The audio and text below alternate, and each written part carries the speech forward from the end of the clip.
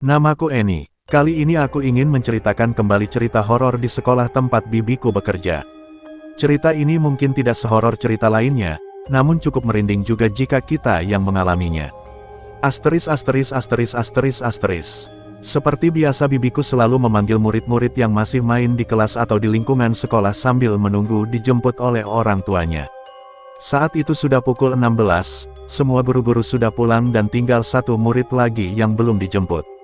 Tadinya murid itu menunggu di lobi sekolah, namun karena lama, jadi ia berjalan-jalan untuk menghilangkan kebosanannya.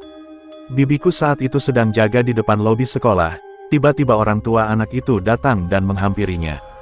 "Bu, mau jemput anak saya, Niko," ujar orang itu. "Oh iya, sebentar Bu, saya panggil dulu," kata bibiku. Bibiku berjalan mencari Niko di sekitar lobi, namun tidak ada terlihat murid itu.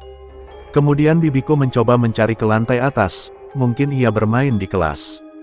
Bibiku mencoba memanggil namanya, namun tidak ada jawaban. Bibiku kemudian mencoba melihat ke dalam kelasnya, namun kelasnya kosong, tidak ada siapa-siapa. Mungkin main di halaman sekolah, pikir bibiku saat itu. Ia pun berjalan menuju tangga untuk turun. Saat menuju tangga, ia melewati lorong toilet. "Bu," terdengar suara anak kecil memanggil. Bibiku pun berhenti karena mendengar suara itu.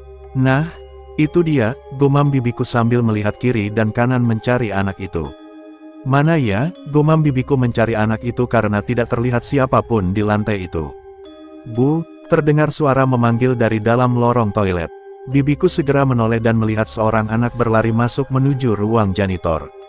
"Bu," terdengar suara anak memanggil. Bibiku berjalan masuk ke lorong toilet dan melihat ada seorang anak di dalam ruang janitor sedang mengintip dari balik pintu yang terbuka sedikit. "Niko, ayo pulang, sudah dijemput," panggil bibiku. "Hehehe," terdengar suara anak kecil tertawa dari dalam ruang janitor. Bibiku berjalan menuju ruang janitor itu yang letaknya di ujung lorong. Lorong toilet itu memang agak gelap. "Niko, sudah dijemput tuh," panggil bibiku. Bibiku segera mendorong pintu janitor itu perlahan sambil melongok ke dalam ruangan. "Nick," bibiku langsung berhenti memanggil karena di dalam ruangan itu ternyata tidak ada siapa-siapa. "Tadi perasaan aku lihat anak kecil di sini," gumam bibiku dengan bingung. "Bu," terdengar suara anak kecil memanggil di belakangnya.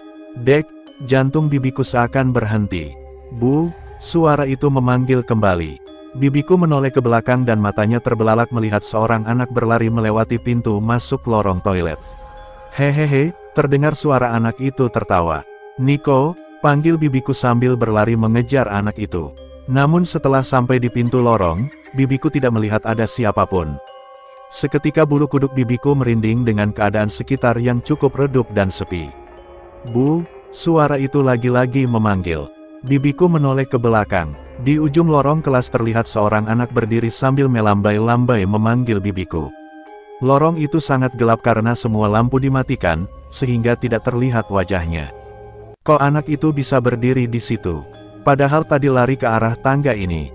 Pintu akses ke lorong itu kan sudah dikunci, gumam bibiku dengan perasaan heran.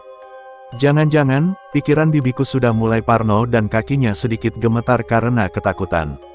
Bibiku segera berjalan dengan sangat cepat menuju tangga untuk turun meninggalkan anak yang memanggilnya itu. Setelah sampai di lobi, orang tua anak itu segera menghampiri bibiku. "Bu, anak saya ternyata dari tadi menunggu di tempat jualan jus di depan sekolah," ujar orang tua itu. "Oh, pantesan dicari di atas gak ada," ujar bibiku. "Terima kasih ya Bu," ujar orang tua itu sambil berlalu pergi. "Jadi anak yang di atas tadi siapa?" gumam bibiku dalam hati dan tampak wajahnya pucat ketakutan.